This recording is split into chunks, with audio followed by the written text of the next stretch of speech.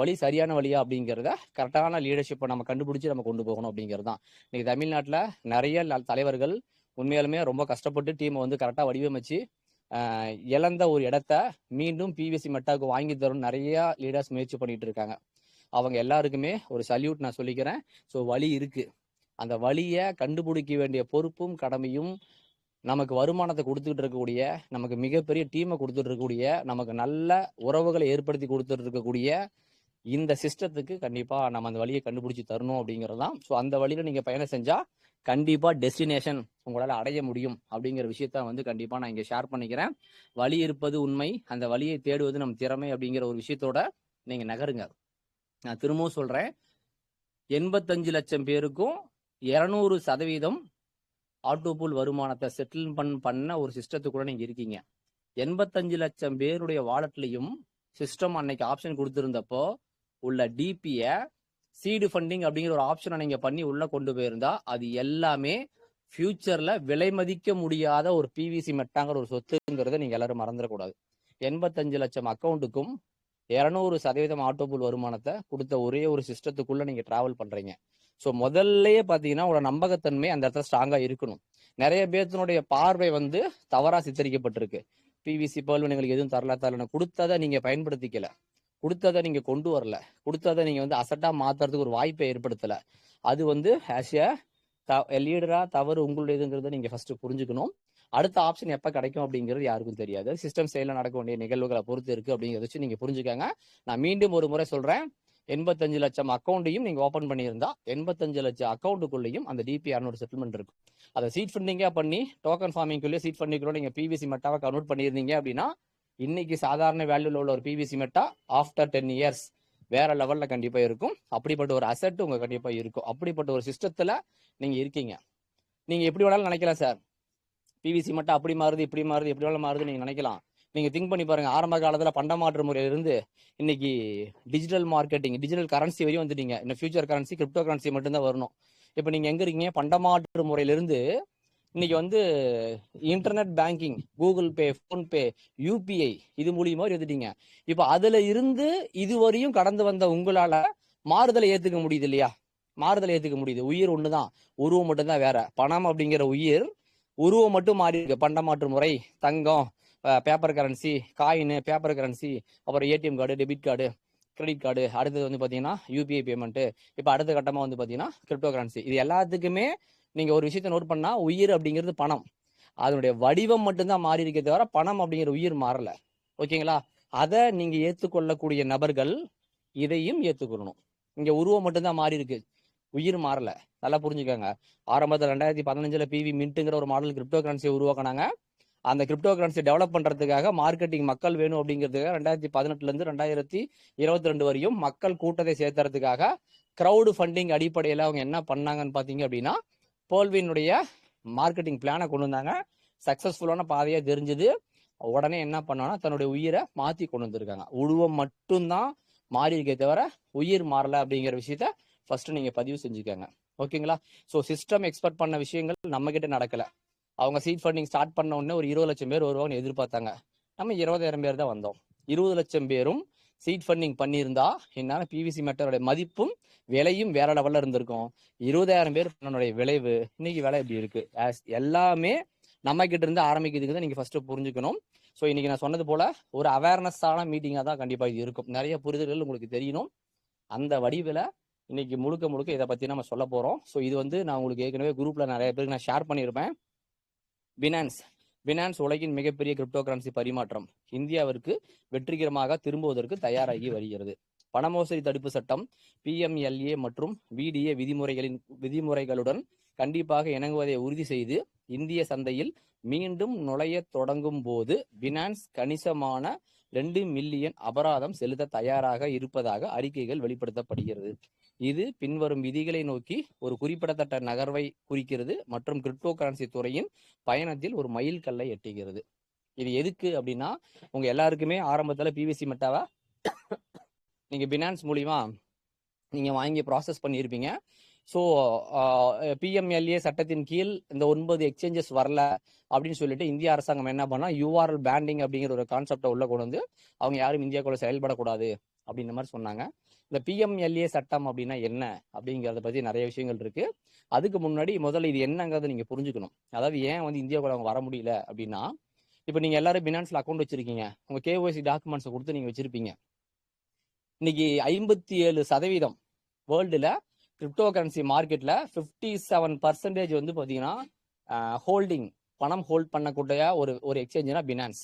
அதுல வந்து Indian exchanges நிறைய பேர், இந்தியன் மக்கள் வந்து தன்னுடைய அக்கௌண்ட்ஸ், தன்னுடைய கேஒய்சி எல்லாம் கொடுத்து ஏகப்பட்ட பரிவர்த்தனை பண்ணியிருக்காங்க. அவங்க ஃபாரின் எக்ஸ்சேஞ்ச். நீங்க அக்கௌண்ட்ல ப்ராசஸ் பண்றப்ப 1% டிடிஎஸ் கொடுத்துருக்க மாட்டீங்க, ஒரு இன்கம் டேக்ஸ் கட்டியிருக்க மாட்டீங்க. ஆனா உங்ககிட்ட உள்ள பணத்தை பயன்படுத்தி நிறைய பியூஎஸ்டி, நிறைய யூஎஸ்டிடி எல்லாம் வாங்கி, நிறைய கிரிப்டோ கரன்சி வாங்கி நிறைய பரிமாற்றம் பண்ணியிருப்பீங்க. ஆனா இதனால அரசாங்கத்துக்கு என்ன அப்படின்னு பாத்தீங்கன்னா ஒண்ணுமே இல்லை. அரசாங்கம் என்ன பண்ணான்னு பாத்தீங்கன்னா, கிரிப்டோ கரன்சியை ரெகுலேட் பண்ணணும் அப்படின்னு ஒரு முடிவு வந்து நம்ம G20 மாநாட்டிலையும், நம்ம பிரிக்ஸ் மாநாட்டிலையும், நம்ம இந்திய அரசாங்கமும் சேர்ந்து, எல்லா நாடுகளும் சேர்ந்து இணக்கமா சேர்ந்து ஒரு ரெகுலேஷன்ஸ், வரைமுறைகளை கொண்டு வரணும். இந்த வரைமுறை என்ன அப்படின்னா, பண மோசடி தடுப்பு சட்டத்தின் கீழ் இதை வழக்க பதிவு செய்யணும்.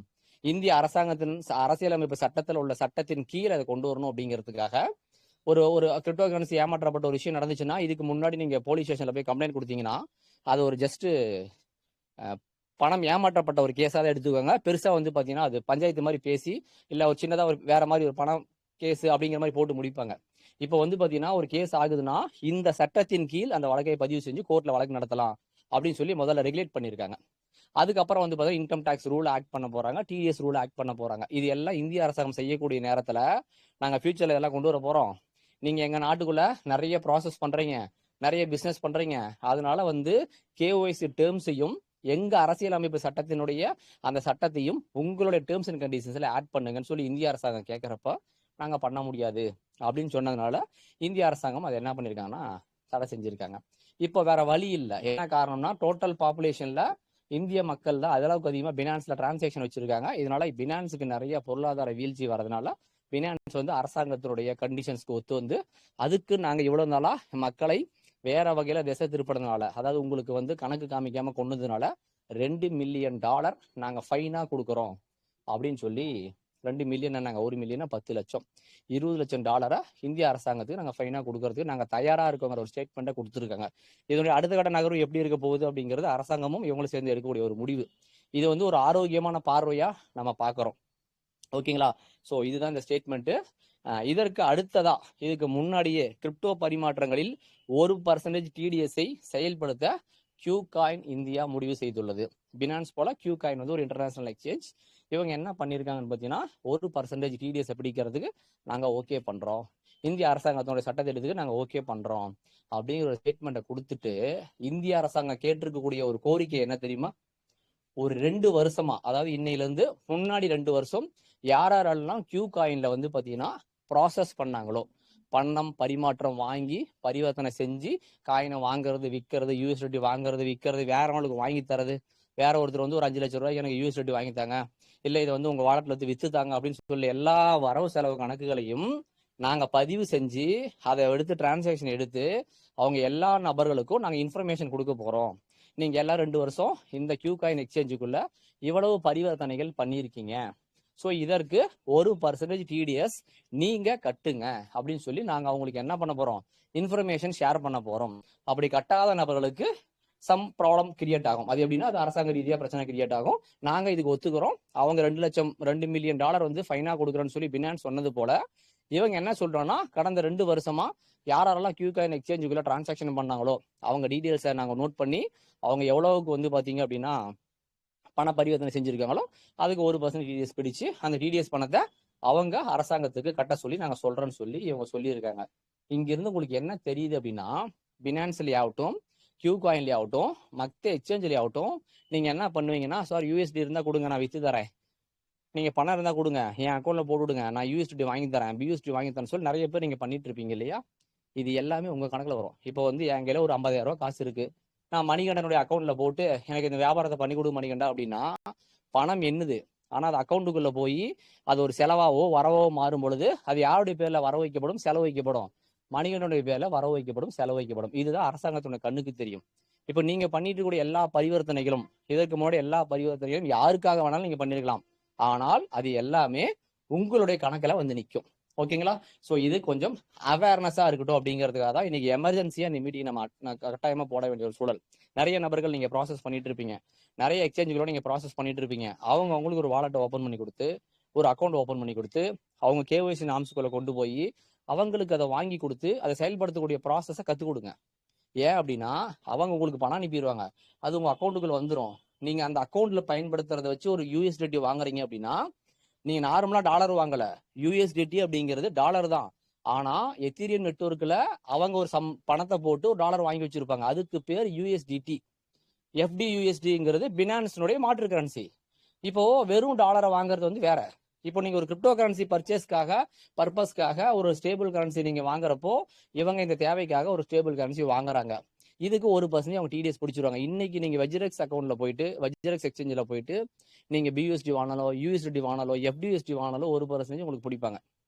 அது எதுக்கு பிடிக்கிறாங்கன்னா, இப்போ நரசிம்மன் அப்படிங்கிற நபர் ஒரு 10,000 ரூபாய்க்கு வந்து பார்த்தீங்கன்னா வாங்குறாருன்னா 1% டிடிஎஸ் பிடிப்பாரு. அப்போ 1% தெரிஞ்சு போயிடும் நான் எவ்வளவுக்கு வாங்கியிருக்கேன் அப்படின்னு. இதை நாளைக்கு ஒரு 2 வருஷம் கழிச்சு 3 வருஷம் கழிச்சு விற்கும் பொழுது வரக்கூடிய லாபத்துல இன்கம் டேக்ஸ் கட்டணும் அப்படிங்கிற ஒரு விஷயத்த கொண்டு வருவாங்க. இப்போ நீங்க மற்ற நபர்களுக்காக செயல்படுத்தப்பட்ட ஒரு விஷயங்கள், உங்களுக்காக வந்த விஷயங்களுக்கு டிடிஎஸ் பிடிக்க போறாங்க. இதுக்கு மேல பிடிச்சாங்க அப்படின்னா அது எல்லாம் உங்க அக்கௌண்ட்டுக்குள்ள வரும். நாளைக்கு அவங்க அசட்டை செல் பண்ணா கூட இன்கம் டேக்ஸ் ரூல்ல உங்களுக்கு வரும். ஸோ அதனால வந்து நீங்க இதுக்கு மேல இஷ்யூஸ் இதுவரையும் கிடையாது. இதுக்கு மேல பினான்ஸ் உள்ள வந்தாலும் சரி, கியூ காயின் உள்ள வந்தாலும் சரி, மற்ற எக்ஸ்சேஞ்சஸ் உள்ள வந்தாலும் சரி, கேஒய்சி நாம்ஸை தெளிவா கவர்மெண்ட் ஃபாலோ பண்ணுவாங்க. கேஒய்சி நாம்ஸ் என்னங்க, நான் தான் இந்த பினான்ஸ் அக்கௌண்ட் வச்சிருக்கேன், நான் தான் இவ்வளவு ப்ராசஸ் பண்றேன், நான் தான் இந்த விஷயத்த பண்றேன் அப்படின்னு சொல்லி அரசாங்கத்துக்கு தெரியும் பொழுது, அரசாங்கம் இவங்க இவ்வளவு தூரம் பண்ணும் பொழுது அரசாங்கம் மூலியமா அவங்க கிரிப்டோ கரன்சி மூலியமா வருமான வரி கட்டணும் அப்படிங்கிற ஒரு நோக்கத்துக்காக. ஏன்னா இன்னைக்கு வந்து 60% பிசினஸ் வந்து கிரிப்டோ மார்க்கெட்டுக்குள்ள இருக்கு. 60% பணமும் வித்தவுட்ல வந்து பாத்தீங்கன்னா அரசாங்கத்துக்கு வராமையே வெளியே ப்ராசஸ் ஆகிட்டு இருக்கு. அது எல்லாமே உள்ள வந்தா நம்மளுடைய பொருளாதார மேம்பாடு அடையும் அப்படிங்கிற ஒரு காரணத்துக்காக அரசாங்கம் இந்த விஷயத்தை முன்மொழிகிறாங்க. ஸோ இது ஆரோக்கியமான ஒரு விஷயம். இதுல நீங்க தெரிஞ்சுக்க வேண்டிய ஒரு முக்கியமான விஷயம் என்ன அப்படின்னா, ப்ராப்பரா அவங்கவுங்களுக்கு இந்த சேனலை ஒதுக்கி கொடுங்க. நான் கன்ஃபியூஸ் பண்ற மாதிரி பேசுறணும் அப்படின்னு நினைச்சிட வேண்டாம். நீங்க போய் உங்க தலைவர்கள்ட்ட சொன்னாலும் அதெல்லாம் விடுங்க, அதெல்லாம் அப்புறம் பாத்துக்கலாம் அப்படின்னு சொல்லுவாங்க. அரசாங்கம் செய்யக்கூடிய செயல்பாடுகளுக்குள் நீங்க வராம சேஃப்டியா டிராவல் பண்ணுங்க. நல்ல விஷயத்துக்காக நீங்க நோக்கி பயணிங்க. அவங்களுக்கு அதை ஓபன் பண்ணி கத்து கொடுங்க, அவங்கள அதை வாங்க சொல்லி கத்து கொடுங்க, அவங்கள அதை ப்ராசஸ் பண்ண சொல்லி கத்து கொடுங்க. நீங்க உட்காந்து செஞ்சு கொடுங்க. ஆனா உங்க வாலெட்டுக்குள்ள நீங்க இதுக்கு மேல ப்ராசஸ் பண்ண வேணாம். ஏன்னா இதுக்கு மேல கவர்மெண்ட் தெளிவா பார்க்க போறாங்க, தெளிவா கொண்டு வர போறாங்க. அந்த ஒரு கண்டிஷன்ஸ்க்காக தான் இன்டர்நேஷனல் எக்ஸ்சேஞ்சஸ் எல்லாத்தையும் பேன் பண்ணியிருக்காங்க. அதுல 2 பேர் ஒத்துக்கிட்டாங்க. இன்னும் எல்லாரும் ஒத்துக்கிட்டு ஆகணும். ஒத்துக்கிட்டு அவங்க உள்ள வரும் பொழுது எல்லாம் தெளிவாக இருக்கும். அதனால அதுக்கு தகுந்த மாதிரி நீங்க மூவ் ஆகணும் அப்படிங்கிற ஒரு விழிப்புணர்வை இந்த மீட்டிங் மூலியமா நான் உங்களுக்கு ஏற்படுத்துறேன். ஓகேங்களா? ஸோ நெக்ஸ்ட் வந்து பாத்தீங்கன்னா இது கியூ காயினோட டீடைல்ஸ். அடுத்தது பொதுவாக பார்த்தீங்கன்னா கிரிப்டோ கரன்சியில வந்து உங்களுக்கு தெரியும், கிரிப்டோ கரன்சியை வந்து வெரி வெரி இம்பார்ட்டன்ட். அதாவது பார்த்தீங்கன்னா இன்ஃப்ளேஷன் டிஃப்ளேஷன் சொல்லுவாங்க. இது ஒரு பெரிய சப்ஜெக்ட். இப்போ பார்த்தீங்கன்னா 1929 விட்டுருவோம், 80லயே பார்த்தீங்கன்னா ஒரு கூட நிறைய ஒரு 100 ரூபாய்க்கு உங்களால் பொருள் வாங்கிட்டு போக முடியும். 1980ல ஒரு சந்தைக்கு நீங்க போனாவோ, ஒரு மார்க்கெட்டுக்கு போனாவோ, ஒரு பெரிய கூட நிறைய ஒரு 100 ரூபாய் நீங்க எடுத்துட்டு போனீங்கன்னா பொருள் வாங்கிட முடியும். அன்னைக்கும் 1 கிலோ தக்காளி, இன்னைக்கும் 1 கிலோ தக்காளி. அன்னைக்கு 1 கிலோ தக்காளியினுடைய விலை எவ்வளவு, இன்னைக்கு 1 கிலோ தக்காளியினுடைய விலை எவ்வளவு. அன்னைக்கும் அவ்வளவு வெயிட் தான் இருந்திருக்கும், இன்னைக்கும் அவ்வளவு வெயிட் தான் இருந்திருக்கும். இது இன்ஃப்ளேஷன் அப்படின்னு சொல்லுவாங்க. 1980 வேணாம், பிவிசி நம்ம பிட்காயின் ஆரம்பிச்சது 2008 தான். 2008 ஆரம்பிச்சு 2010 5 ரூபா மதிப்புள்ள ஒரு பொருள், அன்னைக்கு 5 ரூபா மதிப்புள்ள ஒரு பொருளை நீங்க வாங்கியிருந்தீங்கன்னா 2024 நியர்தான் பாத்தீங்கன்னா ஒரு 60 லட்சம் ரூபாய். ஓகேங்களா? 65 லட்சம் ரூபாய். இங்க இன்ஃப்ளேஷன் அப்படிங்கிறது பணம் இழப்பை வந்து பாத்தீங்கன்னா சரி கட்டக்கூடிய ஒரு துறை வந்து கிரிப்டோ துறை. நீங்க இது சாதாரணமா நீங்க பாக்குறீங்க, ஆனா இதனுடைய வளர்ச்சி வேற லெவல்ல இருக்கும். அதாவது ஆரம்ப காலத்துல 100 ரூபாய் நீங்க பொருள் எடுத்துட்டு போனா கூட நிறைய பொருள் வாங்க முடியும். இன்னைக்கு நீங்க 100 ரூபாய் எடுத்துட்டு போனீங்கன்னா ஒரு கேரி பேக்கோட பொருள் வாங்க முடியாது. இதுவே கிரிப்டோ கரன்சி கேட்டகரிக்குள்ள அன்னைக்கு 5 ரூபாய்க்கு வாங்கின ஒரு பொருள் இன்னைக்கு 60 லட்சம் ரூபாய்க்கு விற்குது. ஒரு வீட்டையே நீங்க வாங்கிடலாம். ஸோ இந்த துறைக்குள்ள நீங்க இருக்கீங்க அப்படிங்கிறத ஃபர்ஸ்ட் நீங்க முதல்ல புரிஞ்சுக்கணும். ரெண்டாவது வந்து பாத்தீங்க அப்படின்னா உங்களுக்கு தெரிய வேண்டிய விஷயம் என்னன்னா, பர்ச்சேசிங் பவர். நான் ஏற்கனவே உங்களுக்கு போல்வின்லேயே ட்ரைனிங் எடுத்திருப்பேன். பர்ச்சேசிங் பவர் பேரிட்டி, ஒரு பொருளை வாங்கக்கூடிய சக்தியை நிர்ணயிக்கக்கூடியது. 2010 இங்க போட்டிருக்கு பாருங்க, 10,000 பிட்காயினை கொடுத்து ஒருத்தர் 2 பீட்சா வாங்கி சாப்பிட்டார். 10,000 பிட்காயின். அந்த பீட்சா வாங்கி சாப்பிட்ட நபருக்கு இன்னைக்கு 10,000 பிட்காயின் கையில இருந்துச்சு அப்படின்னா நினைச்சு பாருங்க, இன்னைக்கு வெறும் 10 பிட்காயினை கொடுத்தா ஒரு லக்ஸரியான வீட்டை வாங்கிட முடியும். ஸோ இதுதான் ஒரு பொருளை வாங்கக்கூடிய சக்தியை அந்த துறை எந்த அளவுக்கு வளர்த்தி இருக்கு அப்படிங்கிறது. 2010க்கும் 2024க்கும் 14 வருஷம் தான் வித்தியாசம். அன்னைக்கு 10,000 மீன்ஸ் பார்த்தீங்கன்னா 10,000 பிட்காயின் கொடுத்து 2 சாப்பிட்ற பீஸா வாங்கி செலவு பண்ண நபர் இன்னைக்கு அந்த 10,000 பிட்காயின் இருந்தா ஒரு பிட்காயின் 60 லட்சம் ரூபாய் அப்படின்னா 10,000 பிட்காயினுடைய மதிப்பு எவ்வளவு, அப்ப இவனுடைய வளர்ச்சி எவ்வளவு, எந்த அளவுக்கு இது வளர்ந்துருக்கு அப்படிங்கிறது நீங்க கொஞ்சம் இதுல பார்க்கணும். ஓகேங்களா? கடந்த 10 வருஷத்துல பாத்தீங்க அப்படின்னா எடுத்துக்காங்க தங்கம். ஓகேங்களா? S&Pன்னு சொல்லக்கூடிய ஒரு category, Google, meta, Amazon, apple, Microsoft, Tesla, அதுக்கப்புறம் பிட்காயின். இந்த 10 வருஷத்துல வளர்ச்சி விகிதம் அப்படின்னு சொல்லி பாத்தீங்கன்னா ஒவ்வொன்றுக்கும் என்னென்ன பர்சன்டேஜ் போட்டிருக்காங்க. கோல்டுக்கு 5%, ஓகேங்களா? S&Pக்கு வந்து 10%, கூகுளுக்கு 17, மெட்டாவுக்கு 20, அமேசானுக்கு 22, ஆப்பிளுக்கு 25, மைக்ரோசாஃப்ட்டுக்கு 26, டெஸ்லாவுக்கு 38, பிட்காயினுக்கு 52. இப்போ இந்த பிட்காயின் ஓரம் தள்ளிருங்க, மீதி இருக்கிற எல்லா கரன்சி எல்லா கம்பெனிஸ் எடுத்துக்காங்க. இந்த எந்த கம்பெனிலையாவது உங்களால ஒரு ஷேர் ஹோல்டராகவோ ஒரு ஓனராகவோ இல்ல இந்த கம்பெனியுடைய ஓனராகவோ இந்த கம்பெனில மெயின் ரோலாவோ உங்களால வர முடியுமா அப்படின்னு யோசனை பண்ணி பாருங்க. கண்டிப்பா முடியாது. டெஸ்லானா அதுக்கு ஒரு ஓனர் இருக்கிறார், மைக்ரோசாஃப்ட்னா அதுக்கு ஓனர் இருக்கிறார், ஆப்பிள்னா அதுக்கு ஒரு ஓனர் இருக்கிறார், அமேசானா ஒரு ஓனர் இருக்கார், மெட்டானா ஒரு ஓனர் இருக்கார், கூகுள்னா ஒரு ஓனர் இருக்கிறார். தங்கம் நம்ம வாங்கி வச்சிருக்கோம். ஆனா பிட்காயினுக்கு நீங்க தான் ஓனர். இந்த பிட்காயினுக்கு நீங்க தான் ஓனர் அப்படின்னா எங்க இருக்கிறீங்கன்னு பாருங்க, எவ்வளவு ரேஞ்சில் இருக்கீங்கன்னு பாருங்க. 52% வந்து பாத்தீங்கன்னா உங்க கையில இருக்கு. நீங்க நினைச்சா உங்களால நீங்க ஓனரா மாற முடியும். உலகத்துல நம்பர் 1 இருக்கிற இடத்துல இருக்கக்கூடிய ஒரு துறைக்குள்ள நீங்க ஒரு ஓனரா மாற முடியும். ஸோ இந்த துறையுடைய வளர்ச்சி அசுர வளர்ச்சி. நம்ம வந்து பிட்காயின் எட்ட முடியுமா? நம்ம பிட்காயின் அளவுக்குலாம் போக வேணாங்க. இது என்ன நடக்கும் ஏது நடக்குங்கிறத இந்த மீட்டிங்ல ஒன்று லாஸ்டா சொல்றேன். ஸோ அடுத்ததா பாத்தீங்கன்னா ஒரு கிரிப்டோ துறைக்குள்ள நீங்க ஏன் பயணம் செய்யணும், இதெல்லாம் நாங்க எங்க டீமுக்கு வந்து 1 இயரா நம்ம மைண்ட் செட் பண்ணியாச்சு. இப்போ என் டீம்ல நீங்க யார்கிட்ட போய் கேட்டாலுமே மார்க்கெட்டிங் பிளானை பத்தி பேசவே மாட்டாங்க. மைண்டுக்குள்ள முழுக்க கிரிப்டோ கரன்சி துறையை பத்தி தெளிவா எக்ஸ்பிளனேஷன் கொடுக்குற அளவுக்கு நாங்க தயார் பண்ணிட்டோம். ரியல் எஸ்டேட்ல வந்து பாத்தீங்கன்னா உங்களுக்கு ரிட்டர்ன்ஸ் 2022 வருஷத்துக்கு பிரகாரம் பாத்தீங்கன்னா பணம் போட்டீங்க அப்படின்னா 1.6% கிடைக்கும். ஃபிக்ஸட் டெபாசிட்ல போட்டா 6.1, மியூச்சுவல் ஃபண்ட்ல போட்டா 8%, நிப்டியில போட்டா 14.6, சென்செக்ஸ்ல போட்டா 15.5, கோல்டுல போட்டா 27.7, சில்வர்ல போட்டா 45.7. கிரிப்டோல பணத்தை கொடுத்தீங்கன்னா 475 மடங்கு உங்களுக்கு ப்ராஃபிட் கிடைக்கும். இதை தான் வந்து பாத்தீங்கன்னா இந்த ஸ்லைட்ல நம்ம சொல்லியிருக்கோம். இதை தான் நம்ம என்ன பண்ணிருக்கோம் பாத்தீங்கன்னா இந்த ஸ்லைட்ல நம்ம சொல்லியிருக்கோம். ஒரு நிமிஷம். ஓகேங்களா? ஸோ இதுக்கு முன்னாடி ஸ்லைடு வந்து பாத்தீங்கன்னா இந்த ஸ்லைட்ல வளர்ச்சிங்கிறது அசுர வளர்ச்சியா இருக்கும். அன்னைக்கு 5 ரூபாய்க்கு வித்த ஒரு பொருளுடைய விலை இன்னைக்கு 60 லட்சம் ரூபாய்க்கு விற்குது. அப்படிங்கிறதுக்கான காரணம் இந்த கிரிப்டோ துறை. இது ஏன் எதுக்கு அப்படிங்கிறது பாத்தீங்கன்னா ஒரு தனியாக ஒரு நம்ம சப்ஜெக்டா கண்டிப்பா கொண்டு வருவோம். ஸோ இதுக்கு முன்னாடி நீங்க எல்லாருமே என்ன பாக்குறீங்க அப்படின்னா கிரிப்டோ கரன்சியை பத்தி ஒரு தவறான ஒரு அபிப்பிராயத்துக்குள்ள நீங்க இருக்கீங்க. கிரிப்டோ கரன்சியை பத்தி ஒரு தவறான அபிப்பிராயத்தில் ஏன் இருக்கீங்கன்னா நீங்க போய் சொல்வீங்க, நான் வந்து அந்த துறைக்குள்ள 10 லட்ச ரூபா போட சொன்னாங்கப்பா, போட்டேன், காணாம போயிடுச்சு, ஒன்னும் இல்லாம போயிடுச்சு, நஷ்டத்துக்கு போயிடுச்சு, அவ்வளவு ரூபாய்க்கு நான் வாங்கினேன், இவ்வளவு ரூபாய்க்கு வந்தங்காட்டி நான் பயத்துல நான் வித்துட்டேன் அப்படின்னு சொல்லி நீங்க எல்லாருமே பாத்தீங்கன்னா முதல்ல அதை ஒரு பணமா நீங்க பாக்குறீங்க. கிரிப்டோ கரன்சி அப்படிங்கிறது இந்திய அரசாங்கம் என்னவா முடிவு பண்ணிருக்குன்னா இது ஒரு டிஜிட்டல் அசட்டு, நாட் ஏ கரன்சி. இதை பணமா பார்க்காதீங்க, இது ஒரு சொத்தா பாருங்க. இது ஒரு சொத்து அப்படிங்கறது ஆழமா இந்திய அரசாங்கமும் உலக நாடுகளும் பதிவு செஞ்சிருக்காங்க. இப்போ ஒரு சொத்துங்கிறத நீங்க மைண்ட்ல வச்சுக்கோங்க. உங்ககிட்ட ஒரு 10 லட்சம் ரூபாய் மதிப்புள்ள இடம் நாளைக்கு நான் சொல்றேன் சார் இந்த இடத்துல வாங்குங்க, ஒரு 10 லட்சம் ரூபாய் மதிப்புள்ள நீங்க செலவு பண்ணுங்க, ஒரு 6 மாசத்துல அது 15 லட்சம் ரூபாய்க்கு நான் கண்டிப்பா போகும்னு நான் சொல்றேன். நீங்க 10 லட்சம் ரூபாய் போட்டு இந்த இடத்த வாங்கிடுறீங்க.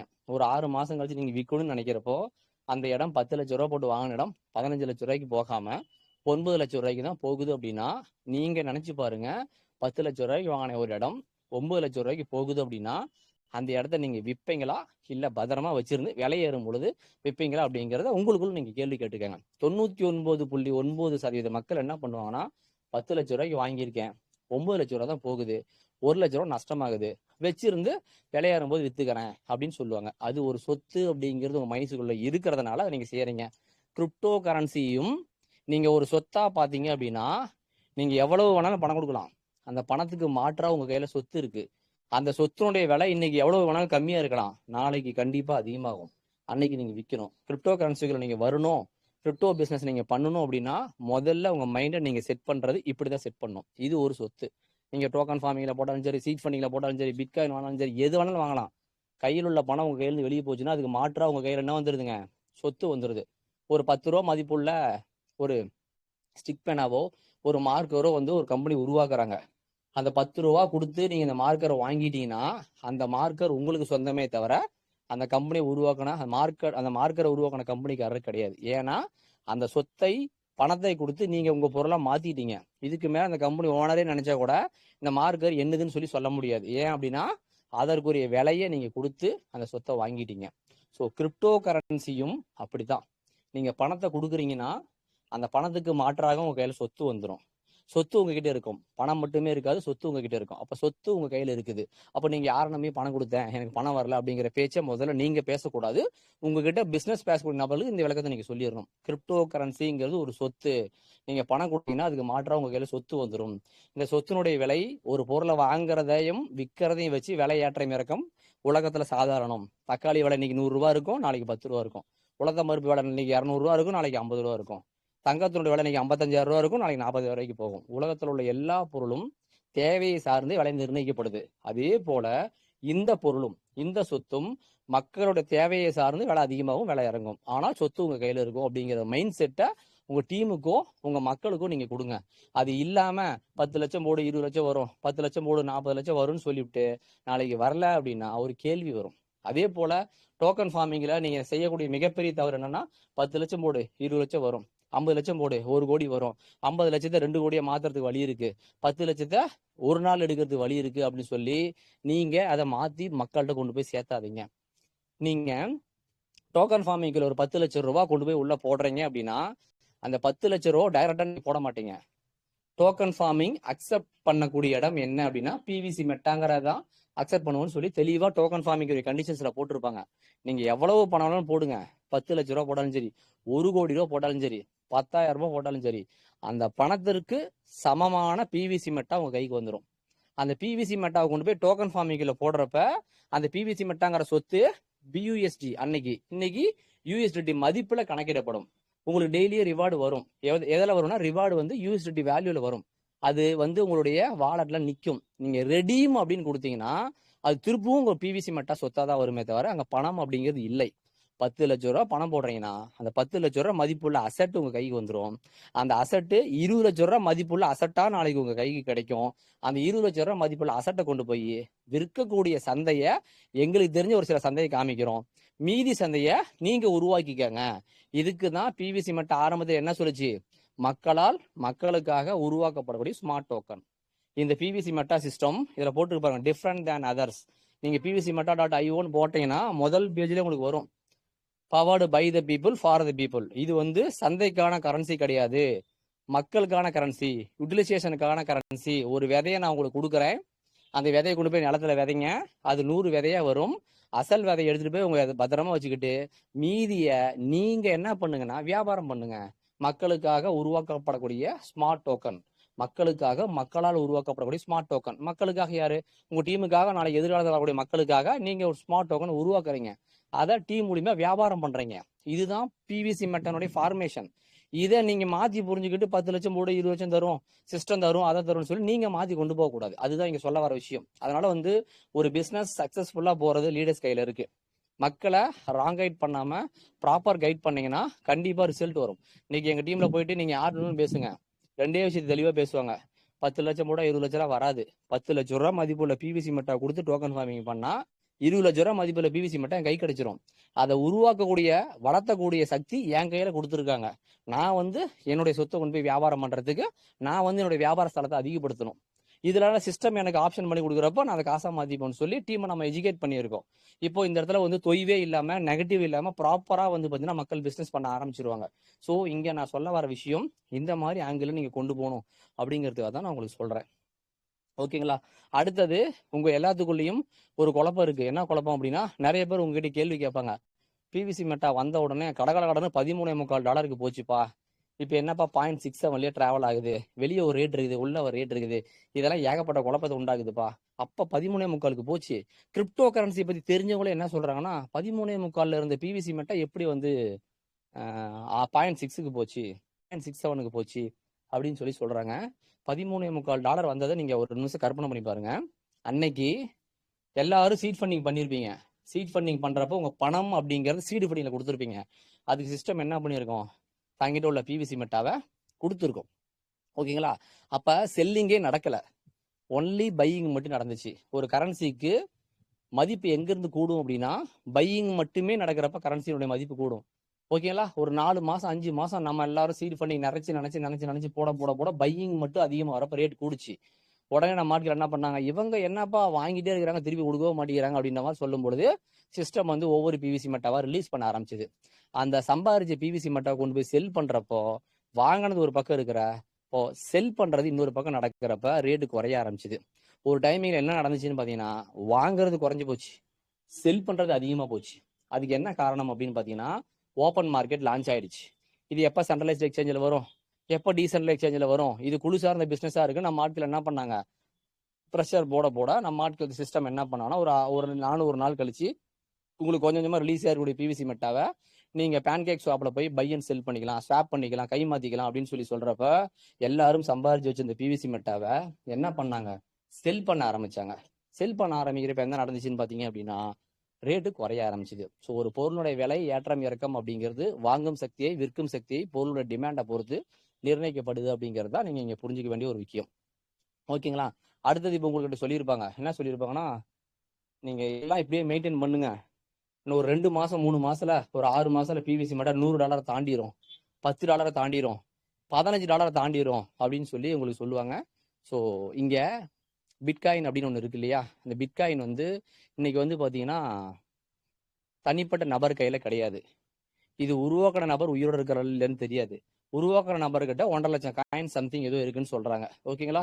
மீதி காயின்ஸ் எல்லாமே என்ன ஆயிடுச்சுன்னா மக்கள் கைக்கு வந்துருச்சு. யார்கிட்ட பிட்காயின் இருக்குன்னு தெரியாது, ஆனா மக்கள் கைக்கு வந்துருச்சு. டிமாண்ட் அண்ட் சப்ளை அப்படிங்கிறது நம்ம மக்கள் எப்படி புரிஞ்சுக்கிறாங்கன்னா ஒரு பொருளுடைய தேவை அதிகமாக அதிகமாக பொருளுடைய விலை கூடும் அப்படின்னு நினைக்கிறாங்க. அப்படி கிடையாது. இன்னைக்கு உலகத்துல இருக்கக்கூடிய எத்தனை மக்களுக்கும் எது தேவைங்க, தண்ணி தேவை. தண்ணி இல்லாத ஒரு நபர்கள் உலகத்துல வாழவே முடியாது. அது அத்தியாவசிய தேவை. அந்த பொருளுடைய விலை 1 லிட்டர் வாட்டர் பாட்டில் 10 ரூபாய் 20 ரூபா வருது. ஒரு 15 லிட்டர் கேன் வந்து 30 ரூபா சம்திங் வருது. இது வந்து பாத்தீங்கன்னா எல்லா மக்களுக்கும் அத்தியாவசிய தேவை. தண்ணி இல்லாம யாராலும் உயிரோட வாழ முடியாது. இப்ப தேவை அதிகமா தான் இருக்கு, ஆனா விலை வந்து பாத்தீங்கன்னா ஸ்டேபிளா இருக்கு. பட் தங்கம் அப்படிங்கிற ஒரு விஷயம் பாத்தீங்க அப்படின்னா 54,000 ரூபாய் இருக்கு. இன்னைக்கு தங்கம் அத்தியாவசியமானு கேட்டா அத்தியாவசியம் இல்ல, விருப்பப்பட்டா வாங்கி ஆபரணமா போட்டுக்கலாம். ஆனா அதனுடைய விலை பாத்தீங்கன்னா அது அபரிவிதமா இருக்கு. இதுக்கு காரணம் என்னன்னா எவ்வளவுதான் தேவை இருந்தாலும் கொடுக்கக்கூடிய சக்தி கம்மியா இருக்கணும். தண்ணியை வந்து பாத்தீங்கன்னா நினைச்ச இடத்துல எடுத்துக்க முடியும்.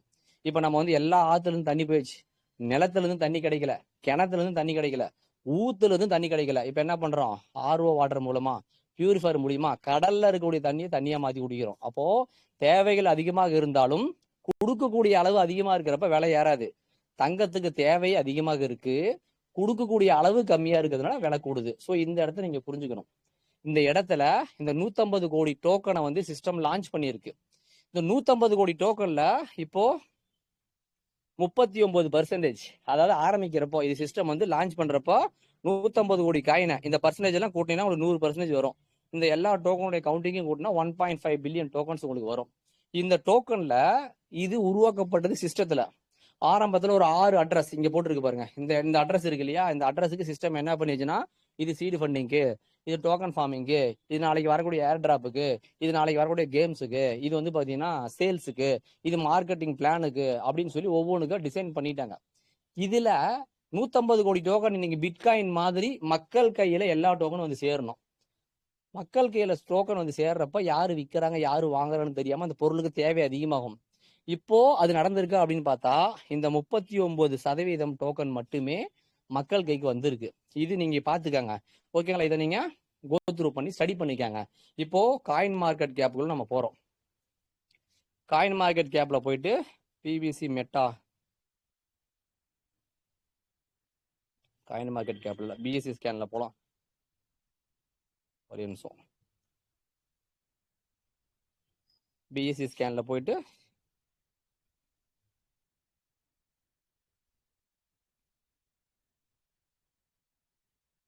பிவிசி மெட்டா நான் கொடுத்துட்றேன்.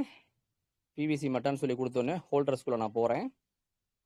ஹோல்டர்ஸ்குள்ள போனோடனே பார்த்தீங்க அப்படின்னா இங்க ஃபர்ஸ்ட் என்ன பர்சன்டேஜ் கொடுத்துருக்குங்க?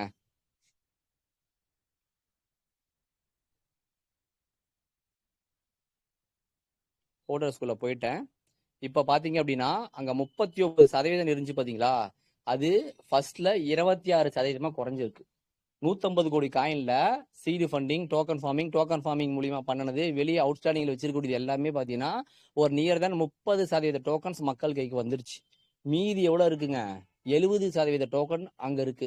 ஒரு 20% டோக்கனை பர்னிங் ஆப்ஷனுக்காக வச்சுட்டாங்களா கூட, இன்னும் 50% டோக்கன் வந்து பாத்தீங்கன்னா அன்வேலிடா வாலெட்ல இருக்கு. இது எல்லாமே மக்கள் கைக்கு வந்து, மக்கள் பயன்பாட்டுக்குள்ள வந்து, மக்கள் பயன்படும் பொழுது, ஒரு பொருளுக்கு தேவை உருவாகும் பொழுது ரேட்டு பயங்கரமா கூடும். அது வரையும் ஸ்டேபிளா போகும். இதை நான் என் டீமுக்கு எப்படி சொல்லி கொடுத்துருக்கேன் அப்படின்னு பாத்தீங்க அப்படின்னா, பிவிசி மெட்டா வந்து லிமிடெட் சப்ளை, 150 டோக்கன் மட்டும்தான் சப்ளைல இருக்கு. ஓகேங்களா? இந்த இடத்துல நீங்க செய்ய வேண்டிய விஷயம் என்னன்னா, பிவிசி மெட்டா $100 போயிடும், $200 போயிடும், பிட்காயின் மாதிரி 70 லட்சத்துக்கு போயிடும், 80 லட்சத்துக்கு போயிடும் நினைக்காதீங்க. இது சக்சஸ்ஃபுல்லான டைமிங். இப்போ பிசினஸ் ஸ்டடியாக வேண்டிய டைமிங். இங்க நீங்க என்ன பண்ணணும் அப்படின்னா, பிவிசி மெட்டானுடைய கணக்கை அதிகப்படுத்தணும். கணக்கை மீன்ஸ் எண்ணிக்கையை அதிகப்படுத்தணும் அப்படின்னு சொல்லி நம்ம டீமுக்கு என்ன பண்றோம்னா, டோக்கன்ஸை அதிகப்படுத்துற வேலையை நம்ம சொல்லி கொடுக்குறோம். நம்ம ஆட்கள் டோக்கன்ஸ் அதிகப்படுத்துக்கன்னா கொடகடன்னு என்ன பண்ணுவோம், நாளைக்கு ஒரு 10 லட்சம் ரூபாய் ரெடி பண்ணிட்டு போய் பேன்கேக் ஷாப்பில் வாங்கி வெளியே கணக்கெடு வளத்தில் வச்சிருவாங்க. அதுல ரிஸ்க் இருக்கு.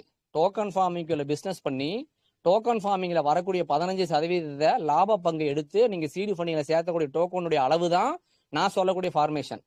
ஓகேங்களா? நாங்கள் எங்கள் டீமுக்கு மற்ற மாதிரி வந்து பார்த்தீங்கன்னா கிரைட்டீரியா வைக்காம டெய்லியும் மாதம் டோக்கன் ஃபார்மிங் மூலிமா எந்த அளவுக்கு 15% சேர்த்துறீங்களோ அதுக்கான ஒரு கிரைட்டீரியா லெவலை நாங்கள் ஃபிக்ஸ் பண்ணுறதுக்கு நாங்கள் பிளான் பண்ணியிருக்கோம். ஸோ இங்கே என்னன்னா, இப்போ ஒரு 2 வருஷத்துல ஒரு 10 லட்சம் பிவிசி மெட்டா டோக்கனை நீங்கள் வந்து பார்த்தீங்கன்னா உங்கள் கையகப்படுத்தி வச்சிருக்கீங்கன்னு வச்சுக்கோங்களேன். ஒரு பிவிசி மெட்டா $5 உருவாச்சுன்னா நினைச்சு பாருங்க, 10 லட்சம் பிவிசி மெட்டா உங்க கையில இருந்துச்சுன்னா $5 வந்துச்சுன்னா $50 லட்சம் உங்களுக்கு ப்ராஃபிட். இந்த இடத்துல நீங்க பிட்காயினை பாக்குறது மாதிரி இதை பார்க்க கூடாது. பிட்காயினுடைய கவுண்டிங் கம்மி, பிவிசி மெட்டாவோட கவுண்டிங் அதிகம். பிவிசி மெட்டா வந்து மக்கள் கைக்கு முழுசா வர வரையும் பெரிய வித்தியாசத்தை நீங்க எதிர்பார்க்க முடியாது. ஸோ அது மக்கள் கிட்ட வரத்துக்கான வேலையை சிஸ்டம் செஞ்சுட்டு இருக்காங்க. அதுக்கு முன்னாடி நீங்க என்ன பண்ணும் அப்படின்னா, பிவிசி மெட்டாவோட எண்ணிக்கையை நீங்க அதிகமா வச்சிருக்கணும். ஒரு 1 கோடி பிவிசி மெட்டா வச்சிருக்கீங்கன்னு வச்சுக்கோங்க. ஒரே ரூபாய் ஏறுச்சுன்னா உங்க லாபம் 1 கோடி ரூபாய். $1 ஏறிச்சுன்னா 1 கோடி பெருக்கல் 90 ரூபாய் கணக்கு போட்டா 90 கோடி ரூபாய். ஒரு 10,000 ரூபாய் உங்ககிட்ட உள்ள காயின் ரேட் ஏறிச்சுன்னா 1 கோடி பிவிசி மெட்டா வச்சிருந்தீங்கன்னா 10,000 ரூபாய் வந்துச்சுன்னா எவ்வளவு ரேட் நினைச்சு பாருங்க. ஸோ பிவிசி மெட்டாவை நீங்க இப்படிதான் பார்க்கணும். நான் என் டீமுக்கு இப்படிதான் சொல்லி கொடுத்துருக்கேன். என் டீம்ல நீங்க யார் வேணாலும் போய் பாருங்க. ரேட்டா எனக்கு 0.10 வந்தாலும் எனக்கு கவலை கிடையாதுங்க. 0.10 வந்துச்சுன்னா நான் இன்னைக்கு ரெடீம் பண்ணக்கூடிய யூஎஸ்டிடி லாபத்துல பிவிசி மெட்டா சொத்து எனக்கு அதிகமாக சேரும். எங்க டீம்ல யாரும் நெகட்டிவாக ஒரே ஒரு காரணம் தெரியுமா? ரேட் யாருன்னா வருத்தப்படுவாங்க, ரேட் யாருன்னா சந்தோஷப்படுவாங்க. ஏன் தெரியுமா? யாரும் இன்னைக்கு டோக்கன் விற்க மாட்டாங்க. இன்னைக்கு ரேட்டு குறைஞ்சிச்சு அப்படின்னா அவங்களோட டெய்லி வரக்கூடிய அந்த யூஎஸ்டி வேல்யூ ரெடீம் பண்றப்ப அவங்க அசெட் சேரும். அவங்க சீடு ஃபண்டில கொண்டு போய் வைக்கக்கூடிய அந்த 15% அசெட் சேரும். இப்போ ஃபார்ம் வேல்யூல கொண்டு போய் வைக்க போறாங்க. நாளைக்கு டோக்கன் ஸ்டாக்கிங் அப்படிங்கிற ஒரு வேல்யூ வரும்பொழுது அதுலயும் அசெட் சேரும். அசெட்டை சேர்த்தக்கூடிய ஒரு பகுதிக்குள்ள நீங்க இருக்கிறீங்க அப்படிங்கிறத நீங்க உங்க டீமுக்கு பதிய வைங்க. அதை விட்டுட்டு 10 லட்சத்துக்கு போகும், 20 லட்சத்துக்கு போகும், நாளைக்கே வந்து அவ்வளவு தூரத்துக்கு போயிடும், இவ்வளவு தூரத்துக்கு போயிடும் அப்படின்லாம் நீங்க கற்பனை பண்ணி மக்களை கொண்டு வராதீங்க. அதை தான் பேர்ல்வின்லையும் பண்ணீங்க. அதனாலதான் இத்தனை கேள்வி. இங்கேயும் அதை செய்ய வேண்டாம். பிவிசி மெட்டானுடைய சுயம் என்ன அப்படின்னா, it is an utility token சொல்லுவாங்க. பயன்பாடுகளுக்குள்ள இருக்கக்கூடியது. ஒரு அசெட்டு பயன்படுத்தக்கூடிய ஒரு பொருளா மாறும் பொழுது, பயன்பாட்டாளர்கள் அதிகமாகும் பொழுது அதுக்கு தேவை அதிகரிக்கும். தேவை அதிகரிக்க ரேட்டு கூடும். ரேட்டு கூடுறப்ப உங்ககிட்ட எவ்வளவு பொருள் இருக்கு, எவ்வளவு சொத்து இருக்குங்கிறத வச்சு உங்க லாப விகிதம் கூடும். இது வந்து இந்த பிவிசி மெட்டானுடைய சாராம்சம். இந்த அடிப்படையில நீங்க புரிஞ்சுக்கிட்டு, இந்த அடிப்படையில் நீங்க உங்க பிசினஸ் எடுத்துக்கிட்டு, இந்த அடிப்படையில் உங்க மக்கள்கிட்ட நீங்க டிராவல் பண்ணீங்கன்னா சக்சஸ்ஃபுல்லான வழியை மட்டும்தான் நீங்க கொண்டு போக முடியும். அப்போ நீங்க என்ன பண்ணணும் அப்படின்னா, இந்த ஆங்கிள் நீங்க உங்களை கொண்டு போகணும். ஸோ இங்க டோக்கனாமிக்ஸ் அப்படின்னு ஒரு விஷயம் இருக்கு. டோக்கனாமிக்ஸ் அப்படின்னா என்னன்னா, டோக்கனாமிக்ஸ் நீங்க எடுத்து படிச்சு பார்த்தீங்கன்னா, token plus economics, token plus economics. Economics என்னங்க? பொருளாதாரம். உங்க டோக்கன், இந்த பொருளாதாரம், உங்க கிரிப்டோ கரன்சி பொருளாதாரத்துல எப்படிலாம் டிசைன் பண்ணப்படுது, எதுக்கெல்லாம் பிரிச்சு கொடுக்க போறீங்க அப்படின்னு சொல்லி கேட்பாங்க. அந்த அடிப்படையை தான் இவங்க என்ன பண்ணியிருக்காங்க, இந்த வகையில வச்சிருக்காங்க. ஸோ அதனால வந்து நீங்க ப்ராசஸ் பண்றது பை அண்ட் செல்னு வரும் வரை நீங்க ப்ராசஸ் பண்ணணும். இப்போ நீங்க பை அண்ட் செல் பண்ண கிடையாதுங்க, ஸ்வாப்பிங் பண்றீங்க. பை அண்ட் செல்னா என்ன, ஸ்வாப்பிங்னா என்னங்கிறதுக்கான விளக்கத்தை நீங்க புரிஞ்சுக்கணும். ஸ்வாப்பிங் அப்படிங்கிறது என்னன்னா, இப்போ உங்ககிட்ட வந்து பாத்தீங்கன்னா ஒரு 10 பவுன் தங்கம் இருக்கு அப்படின்னா, நீங்க பேங்க்ல கொண்டு போய் அடமானம் வைக்கிறீங்க அப்படின்னா, உங்ககிட்ட உள்ள தங்கத்தை கொண்டு போய் என்ன பண்ணுவீங்க, அந்த பேங்க்ல அடமானம் வச்சிருவீங்க. அந்த பேங்க் அதுக்கு பதிலா என்ன பண்ணோம், ஒரு சர்டிபிகேட், அந்த ப்ரூஃப் மீன்ஸ் அந்த சொல்லுவாங்கல்ல அந்த பத்திரம் சொல்லுவாங்க, அதை கொடுத்துட்டு கூடவே என்ன பண்ணுவோம்னா அந்த நகைக்கு பர்சன்டேஜ் கணக்கில் மதிப்பு போட்டு நீங்க பணத்தை கொடுத்துருவாங்க. இப்போ என்ன நடக்கும்னா அந்த ப்ராசஸ் கம்ப்ளீட் ஆகாது. உங்க நகை பேங்க்ல அடமானமா இருக்கும், அவங்க கூட பணம் கொடுத்துருப்பாங்க. ஒரு 6 மாசமோ 1 வருஷமோ கழிச்சு அது ஒரு வட்டியை கொண்டு போய் நீங்க கொடுக்குறப்போ அந்த பணத்தை திருப்பி தருவாங்க. இங்க என்ன நடக்குதுன்னா, உங்களுக்கு பணம் தரது ஒரு பேங்க், நீங்க நகையை கொண்டு போய் கொடுக்குறீங்க. ஸ்வாப்பிங் அப்படிங்கிறது இதுதான். நீங்க பேன்கேக் ஸ்வாப் அப்படிங்கிறது ஒரு எக்ஸ்சேஞ்சு. அந்த எக்ஸ்சேஞ்சில் பிவிசி மெட்டாவையும் பிவிசி மெட்டாக்கு ஈக்குவலான பணத்தையும் சிஸ்டம் வச்சிருப்பாங்க. நீங்க போய் ஸ்வாப்பிங் பண்றப்போ ஒரு 10 பிவிசி நீங்க வாங்கணும்னா நீங்க என்ன பண்ணுவீங்க, அந்த பிவிசி கொண்டு போய் பிவிசி உரிய பணத்தை கொண்டு போய் ஸ்வாப் பண்ணுவீங்க. உங்க கையில் உள்ள பணம் பிவிசி மெட்டால பேன்கேக் ஸ்வாப்ல போய் சேர்ந்துரும். பிவிசி மெட்டா வச்சிருக்கக்கூடிய லிக்விடிட்டியில் இருக்கக்கூடிய அந்த பிவிசி மெட்டா உங்க கைக்கு வந்துடும். இது இன்கம்ப்ளீட்டா நிற்கும். ஏன்னா நாளைக்கு நீங்க வாங்கணுனாலும் சரி விற்கணுனாலும் சரி பேன்கேக் ஸ்வாப்புக்குள்ள போகணும், இல்ல ஏற்கனவே சொத்தை சம்பாரிச்சு நபர்கிட்ட நீங்க போகணும். இது ஸ்வாப்பிங். பை அண்ட் செல் அப்படிங்கிறது ஒரு நகை கடையில போய் பணத்தை பொருளை கொடுத்து காசை கொடுத்து நகையை வாங்குற மாதிரி. ஒரு நகை கடைக்கு போவீங்க, பணத்தை கொடுப்பீங்க, அவங்க நகையை கொடுத்து பில்லையும் கொடுத்துருவாங்க, அதோட அவங்க வரவு செலவு முடிஞ்சிடும். நீங்க திருப்பியும் வேற ஒரு வரவு செலவு பண்ணணும் அப்படின்னா நீங்க புதுசாக தான் போற மாதிரி இருக்கும். ஸோ ஸ்வாப்பிங் அப்படிங்கிறது அடமானம் வைக்கிற மாதிரி, பை அண்ட் செல் அப்படிங்கிறது வியாபாரம், தங்கத்தை வாங்கி விற்கிற மாதிரி. ஸோ இப்போ நம்ம ஸ்வாப்பிங் கேட்டகரிக்குள்ள இருக்கோம். 150 கோடி டோக்கன் டைலூட் ஆகி மக்கள் கைக்கு வரும் பொழுது அங்க ஸ்வாப்பிங் அப்படிங்கிற விஷயத்தை தாண்டி அது பை அண்ட் செல் அப்படிங்கிற ஆப்ஷனுக்குள்ள போகும் பொழுது மக்கள் மெட்டாவை ஸ்டாக் பண்ணுவாங்க, ஹோல்டு பண்ணுவாங்க. அப்போ ஆட்டோமேட்டிக்கா தேவைகள் உயர உயர சப்ளை குறைய குறைய குறைய ரேட்டு கூடும். இன்னைக்கு தேவை உயருது, ஆனா சப்ளை 70% இன்னும் சிஸ்டத்துல இருக்கு. சிஸ்டத்து வாலெட்ல இருந்து வந்துட்டு இருக்கு, கொஞ்சம் கொஞ்சமா வந்துட்டு இருக்கு. ஆனா தண்ணி மாதிரி நீங்க தேவையும் அதிகரிக்க அதிகரிக்க சப்ளை அதிகமா இருக்கு. தேவையை அதிகரிக்க அதிகரிக்க சப்ளை குறையணும். தேவை அதிகரிக்க அதிகரிக்க சப்ளை எப்ப குறையும், சிஸ்டத்தினுடைய கண்ட்ரோல் இருக்கக்கூடிய அந்த டோக்கன்ஸ் உங்க கைக்கு வந்துச்சுன்னா நீங்க தான் அதுக்கு ராஜா. நீங்க விற்கணும்னு நினைச்சா விற்கலாம், வைக்கணும்னு நினைச்சா வைக்கலாம், வாங்கணும்னு நினைச்சா வாங்கலாம். ஸோ இந்த இடத்த நோக்கி நீங்க பயணிக்கணும். ஸோ இது எல்லாமே பாத்தீங்கன்னா இன்னைக்கு நிறைய நபர்களுக்கு புரிதல் கம்மியா இருக்கு. அதனால மக்களுக்குள்ள குழப்பத்தை உண்டாக்குது. நான் என் டீமுக்கு சொன்ன ஒரு விஷயம் என்னன்னா, இது சரியான சான்ஸ், சரியான டைமிங். பிசினஸை உற்பத்தி பண்ணி டோக்கன்ஸ் அதிகப்படுத்துங்க, டோக்கனுடைய எண்ணிக்கை அதிகப்படுத்துங்க.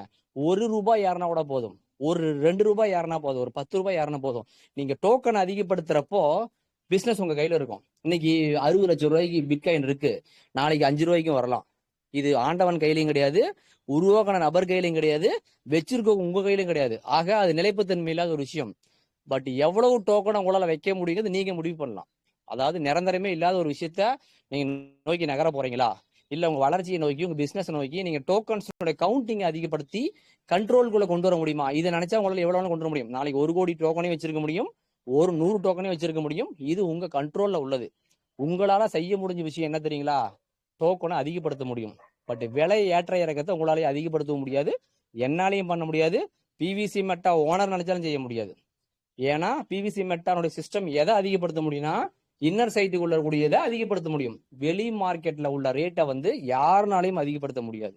என்ன காரணம்னா அது வாங்கி வச்சிருக்கக்கூடிய நபர்கள் நானும் நீங்க அந்த சொத்துக்கு நம்ம பணம் கொடுத்து வாங்கிட்டோம். அது விருப்பப்பட்டா நம்ம விற்க போறோம், இல்ல வச்சிருக்க போறோம், இல்ல வாங்க போறோம். இது நம்ம கண்ட்ரோல்ல வருது. ஸோ இது வந்து மிக விரைவில் நடக்கணும், நடக்கும்.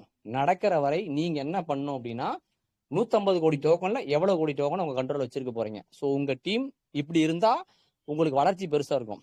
ஏன்னா இன்னைக்கு நிறைய மக்கள் வந்து ரேட்டு குறைஞ்சு போச்சு, டோக்கன் ஃபார்மிங் உள்ளதை வெளியே தர மாட்டேங்கிறாங்க, 25 பிவிசி மட்டும் கொடுத்ததை நிறுத்திட்டாங்க, நாங்க எப்படிதான் பணம் பண்றது அப்படிங்கிற ஆங்கிள் நீங்க பாக்குறதெல்லாம் கரெக்டு தான். அவங்க சொல்லியிருக்கிறது மக்களுக்காக, மக்களால் உருவாக்கப்படும் ஸ்மார்ட் டோக்கன். ஒரு நாளைக்கு 5000 USDT உங்க வாலெட்ல இருந்து நீங்க வேற நபருக்கு வியாபாரம் பண்ணிக்கலாம் அப்படின்னா 30 நாளைக்கு எவ்வளவு ஆச்சுங்க? 10 நாளைக்கு 50,000, 20 நாளைக்கு 1 லட்சம், 30 நாளைக்கு 1.5 லட்சம் USDT. ஒரு USDT நார்மலா இன்னைக்கு USDT ரேட் வந்து நீங்க வெளி மார்க்கெட் 90 கணக்கு போட்டா கூட 1.5 லட்சம் பெருக்கள் 90 எவ்வளவு ஆச்சுங்க? அவ்வளவு பணத்தை காசா மாத்திக்கிறதுக்கு சிஸ்டம் உங்களுக்கு ஆப்ஷன் ஏற்படுத்தி கொடுத்துருக்கு. அதை விட்டுட்டு நான் வந்து வருவேன் எனக்கு ஆட்டோமேட்டிக் சிஸ்டமே தரணும் அப்படின்னா அது எங்க இருந்து கிடைக்கும்னு எனக்கு தெரியல. லிக்விடிட்டிங்கிற ஒரு விஷயத்த நீங்க புரிஞ்சுக்கணும். லிக்விடிட்டி பத்தி நம்ம இன்னும் மேக்சிமம் எந்த லீடர்ஸுமே யாருமே இன்னும் கிளாஸ் எடுத்திருக்க மாட்டாங்க. லிக்விடிட்டி வந்து ஒரு கரன்சியினுடைய ஆணிவேரை எப்படி ஸ்ட்ராங் பண்ணுது அப்படிங்கறது வந்து நம்ம அடுத்த செஷன்ல கண்டிப்பா நம்ம பாக்குற மாதிரி இருக்கும். So power of liquidity pool அப்படிங்கிற ஒரு கேட்டகரி தான். ஓகேங்களா? இந்த லிக்விடிட்டிங்கிற விஷயம் அதை பத்தி நீங்க தெரிஞ்சுக்கிட்டா பிவிசி மெட்டனோட ஃபியூச்சர் எப்படி இருக்கும் அப்படிங்கறத நீங்க தெரிஞ்சுக்க முடியும். ஸோ உங்களுடைய வளர்ச்சி எதை நோக்கி போகணும் அப்படிங்கிறத நீங்க தான் முடிவு பண்ணணும். ஓகேங்களா? அடுத்தது பாத்தீங்கன்னா நிறைய பேருக்கு ஒரு குழப்பம். நாங்க சரியா 1 இயருக்கு முன்னாடியே எங்க டீமுக்கு என்ன பண்ணிட்டோம் அப்படின்னா, நிறைய பேருக்கு சடசடன்னு வருமானம் குறைஞ்சிச்சு. என்ன காரணம் நிறைய பேர் கேட்டாங்க. நாங்க அப்பவே எங்க டீமுக்கு என்ன பண்ணிட்டோம்னா, உங்களுடைய ரெஃபரல் மூலியமா கிடைக்கக்கூடிய அந்த வருமான விகிதம் உங்களுக்கு 190 நாளைக்கு தான் வரும், அதுக்கு மேல வராது. ஏன் அப்படின்னா, நான் பிவிசி மெட்டாவை சரியா புரிஞ்சுக்கிட்டு நேசிச்சு பண்ணிக்கிட்டு என் டீமுக்கு எஜுகேட் பண்றது ஒரே ஒரு காரணம் என்னன்னா, மற்ற சிஸ்டத்துக்குள்ள நீங்க பணத்தை போட்டீங்கன்னா அவ்வளவு கிடைக்கும் இவ்வளவு கிடைக்கும் மிகைப்படுத்தி சொல்லுவாங்க. அதாவது சாத்தியமே இல்லாத ஒரு விஷயத்த சொல்லுவாங்க. பிவிசி மெட்டால ஒரே ஒரு ரூபா கூட எக்ஸ்ட்ரா வரவே வராது. நீங்க என்ன செய்யறீங்களோ அது மட்டும் வரும். 1 லட்சம் ரூபாய் நீங்க வந்து உள்ள கொடுக்குறீங்கன்னு வச்சுக்கோங்க, டோக்கன் ஃபார்மிங்ல அது 800 நாள்ல 2 லட்சம் ரூபாய் மதிப்புள்ள டோக்கனா உங்களுக்கு வருது. உங்களுக்கு அதன் மூலியமா அதுக்குள்ளேயே நீங்க டீமை வச்சு ஒரு நாளைக்கு 1000 யூஎஸ்டி வருமானம் வர மாதிரி நீங்க முடிவு பண்ணிட்டீங்கன்னா கூட, உங்க அசல் வாலெட் உங்களுடைய செல்ஃப் வாலெட்ல 1 லட்சம் ரூபாய் 2 லட்சம் ரூபாயை மாறுற வரையும் தான் உங்களுக்கு அந்த வருமானம் சப்போர்ட் பண்ணும். உங்க செல்ஃப் ஃபார்மிங் 0வா மாறி போச்சுன்னா உங்க டீம் மூலியமா எத்தனை கோடி ரூபாய் வருமானம் வந்தாலும் அது உங்க கைக்கு வராது. இந்த விஷயத்த நாங்க ஆரம்பத்திலே புரிஞ்சுக்கிட்டோம். எங்க டீமுக்கு ஆரம்பத்திலே தெளிவா சொல்லி கொடுத்துட்டோம். ரெஃபரல 190 டேஸை தாண்டி நீங்க செட் பண்ணக்கூடாது அப்படின்னு சொல்லி, அந்த 190 டேஸை நாங்க எப்படி கண்டுபிடிச்சோம் அப்படின்னு பாத்தீங்க அப்படின்னா, இப்போ உங்களுக்கு வந்து ஒரு நபர் 100 யூஎஸ்டி கொடுக்குறாரு அப்படின்னா, மேல இருந்து போட்டிருப்பாங்க 20%, 19% சொல்லிட்டு கீழே வர வரையும் 1% உங்களுக்கு போட்டிருப்பாங்க. இதை நாங்க எப்படி கணக்கு போட்டிருக்கோம் பாருங்க. ஒரு லெவலுக்கு 20% கணக்கு போட்டா ஒரு நபர் $100 உள்ள போடுறாரு அப்படின்னா, அதுல ஃபர்ஸ்ட் லெவல் நமக்கு சிஸ்டம் என்ன பண்ணிருக்காங்க, ரெஃபரல 0.25% வீதம் உங்களை ரெஃபரல வந்து நான் பிரிச்சு செட் பண்றேன்னு சொல்லியிருக்காங்க இல்லையா? அந்த வகையில 0.25க்கு 20% போட்டீங்க அப்படின்னா $0.05 உங்களுக்கு வந்து பாத்தீங்கன்னா ரெஃபரல் இன்கம்காக ஒரு நாளைக்கு எடுத்து வைப்பாங்க. அதே போல 19%, 18% சொல்லி கணக்கு போட்டீங்க அப்படின்னா கீழே பாருங்க லாஸ்டா தெரியுது பாருங்க 0.525 இவ்வளவு டாலர் ஒரு நபர் உங்களுக்கு கீழே ஒரு நபர் $100 உள்ள கொடுத்து ஃபார்மிங் பண்றாரு அப்படின்னா, அதாவது அந்த நபர் மூலியமாக மேல உள்ள 20 லெவலுக்கும் அந்த $100 இருந்து பிரியக்கூடிய வருமானம் ஒரு நாளைக்கு $0.525. ஓகேங்களா? இந்த $0.525 வந்து பாத்தீங்க அப்படின்னா, இந்த அடிப்படையில 9.50 அப்படின்னு எப்படி கணக்கு போடுறோம்னா, 190 நீங்க பெருக்குனீங்கன்னா $9.5 வரும். இது அந்த மாதிரி ஒவ்வொரு லெவலையும் 190 நாளைக்கு நம்ம பெருக்கணும்னா $99.75 வருமானமா பிரிச்சு தரப்போறோம். இது முதல்ல என்ன பண்ணிடுவாங்கன்னா டோக்கன் ஃபார்மிங்ல செட் பண்ணிடுவாங்க. ஒரு நபர் 100 யூஎஸ்டி உள்ள கொடுக்குறாரு அப்படின்னா 20 லெவலுக்கும் அந்த பர்சன்டேஜ் வீதம் என்ன பண்ணிடுவாங்க, செட் பண்ணிடுவாங்க. அந்த வருமானம் 190 நாளைக்கு மேல ஒரு செகண்ட் கூட வராது, ஆட்டோமேட்டிக்கா கட் ஆயிடும். இப்போ இதை வந்து நாங்க 1 இயருக்கு முன்னாடியே டீமுக்கு சொல்லி கொடுத்து 1 இயருக்கு முன்னாடி நாங்க என்ன பண்ணா 190 நாளா கவுண்டிங் பின்னாடி இருந்து எண்ணுங்க. இப்போ உதாரணத்துக்கு இப்போ என்ன மாசம், இப்போ ஏப்ரல் மாசமா, இதுல இருந்து அப்படியே மைனஸா கழிச்சுட்டே வாங்கன்னு சொல்லி 190வது நாள் கவுண்டிங் வச்சு அன்னைக்கு உன் செல்ஃப் ஃபார்மிங்ல கீழே உன் டீம் ஃபார்மிங்ல ஃபர்ஸ்ட் லெவல்ல எவ்வளவு ஆக்டிவேட் பண்ணிருக்காங்க. நீங்க செகண்ட் கிரைட்டீரியா மாறினா 5 ஐடி வந்து பாத்தீங்கன்னா 500 யூஎஸ்டி பண்ணிருக்கோம். நீங்க 5 ஐடி 500 யூஎஸ்டி கீழே பண்ணிருப்பீங்க. அந்த வேல்யூம் அவங்களுக்கு 800 நாள் வரும். அவங்க மூலியமா உங்களுக்கு 190 நாள் தான் வருங்கிறத நாங்க அன்னைக்கே சொல்லி கொடுத்து நிறைய பேருக்கு வருமான இழப்பு வராம நம்ம தடுத்துட்டோம். நம்ம நிறைய லீடர்ஸ்க்கு நம்ம சொன்னோம். அது உங்களுக்கு வந்துச்சா வரலான்னு எனக்கு தெரியல. ஆனால் நிறைய பேர் எங்கிட்ட கேட்கும் பொழுது இந்த விஷயங்கள் டவுட்ல இருக்குன்னு சொல்லி கேட்டாங்க. எங்கிட்ட யாரெல்லாம் கேட்டாங்களோ அவங்க எல்லாத்துக்கும் எக்ஸ்பிளைன் பண்ணேன். சிஸ்டம் லாஸ்ட் வீக் என்ன பண்ணாங்கன்னா, இதை அழகா தெளிவா எடுத்து உங்க டோக்கன் ஃபார்மிங்குள்ள போனீங்கன்னா லெவல் பை லெவல் எந்த வாலெட் 190 நாள்ல இருக்கு, எந்த வாலெட் உங்களுக்கு வருமானம் குறைஞ்சிருக்கு, எந்த வாலெட்ல வருமானம் இன்னும் நீங்க செய்ய வேண்டிய விஷயம் இருக்குன்னு தெரியாத ஒரு விஷயத்த உலகத்துக்கு தெரியப்படுத்துற மாதிரி சொன்னாங்க. இது 1 இயருக்கு முன்னாடி நாங்க சொன்ன விஷயத்த நாங்க எங்க டீமுக்காக சொல்லிட்டோம். சிஸ்டம் அதான் பண்ணியிருக்காங்கன்னு தெரியும். ஆனா அடுத்தடுத்த அப்டேஷன் மூலியமா இதை வந்து அவங்க என்ன பண்ணிருக்காங்க உங்களுக்கு ஓப்பனா கிளியரா போட்டு காமிச்சிருக்காங்க. இப்ப இதை வந்து நான் எங்க டீமுக்கு நான் எப்படி எஜுகேட் பண்ணியிருக்கேன் அப்படின்னா, உங்களுக்கு ஒரு 20 இருக்கும். எந்தெந்த லெவல்ல எல்லா லெவல்லையும் கேட்டா இப்போ உதாரணத்துக்கு என் டீம்ல வந்து பாத்தீங்கன்னா, உதாரணத்துக்கு யாரோ ஒரு நபர் இருக்காரு, ராஜான்னு ஒரு நபர் இருக்காரு. சார் நீங்க எவ்வளவு ஃபார்மிங் பண்ணிருக்கீங்க சார்? நான் ஒரு 10 லட்சம் ரூபாய்க்கு பண்ணிருக்கேன் சார் அப்படிம்பாரு. இன்னொரு சார் ஒரு 5000 ரூபாய்க்கு பண்ணிருக்கேன் சார். இன்னொருத்தர் ஒரு 1 லட்சம் ரூபாய்க்கு நான் பண்ணிருக்கேன் சார் அப்படிம்பாரு. அவங்க எவ்வளவுக்கு பண்ணாங்கன்னு உங்களுக்கு தெரியும், எனக்கு தெரியும், அவருக்கும் தெரியும். ஆனா அவங்க மூலியமா உங்களுக்கு எவ்வளவு வருமானம் வருது, எவ்வளவு ரெஃபரல் வருது, எத்தனை நாளைக்கு வருதுங்கிறது உங்களுக்கும் தெரியாது, எனக்கும் தெரியாது. அப்போ சிஸ்டம் என்ன பண்ணிருச்சு, 20 லெவலுக்கு ஓபன் பண்ணி இவங்க 190 டேஸ்ல வந்துட்டாங்க. இவங்க 190 டேஸ் தாண்டிட்டாங்க. இவங்க உங்க ஐடியில இன்னும் இன்கம்ப்ளீட்டா ஜீரோவா இருக்கு. நீங்க ஓபன் பண்ணி அவங்க கிட்ட பேசி அவங்கள ரீஃபார்மிங் பண்ண வச்சு உங்களுக்கு இழந்த வருமானத்தை அதிகப்படுத்துங்கன்னு சொல்லி ஓப்பனா கிளியரா காமிச்சிருக்காங்க. இதை விட வேற குவாலிட்டி எங்கேயாவது வேணுமா? இப்ப சிஸ்டம் வந்து உங்களுக்கு ரெஃபரல் வருமானம் குறைய குறைய அவங்களுக்கு தான் லாபம். உங்களுக்கு டெய்லியும் கொடுக்கக்கூடிய லிமிட் வந்து என்ன பண்ணலாம், குறைச்சிடலாம். ஆனா அவங்க என்ன பண்ணிருக்காங்க, இங்கெல்லாம் உனக்கு வருமானம் குறைஞ்சிருக்குப்பா, இவங்கெல்லாம் ஏற்கனவே அவங்க மூலியமா ஃபார்மிங் பண்ணியிருக்காங்க, 190 நாள் இவங்க மூலியமா முடிஞ்சிச்சு, அதனால வந்து நீங்க என்ன பண்ணுங்கன்னா இவங்க கிட்ட பேசி இவங்க வாலெட்ல உள்ளதை ரீஃபார்மிங் பண்ண வைங்க. உங்களோட வருமானமும் அதிகமாகும், அவங்களுக்கும் சொத்து அதிகமா சேரும் அப்படிங்கிறத ஓப்பனா விளக்கமா தெளிவா வந்து பாத்தீங்கன்னா சார்ட் போட்டு கொடுத்துருக்காங்க.